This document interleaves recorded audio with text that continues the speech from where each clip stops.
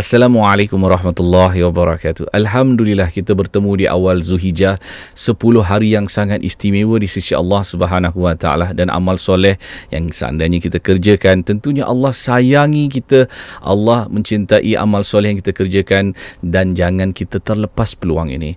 Kita rebut peluang kerana Allah Subhanahu wa taala memberi kelebihan yang mungkin dulu-dulu kita tak tahu dan kita terlupa. Hari ini kita berkesempatan untuk mengerjakan, kita banyak bertakbir, kita bertahmid, kita mengucapkan kesyukuran kepada Allah Subhanahu wa taala, kita mengisahkan Allah Subhanahu wa taala. Yang mampu berpuasa dipersilakan.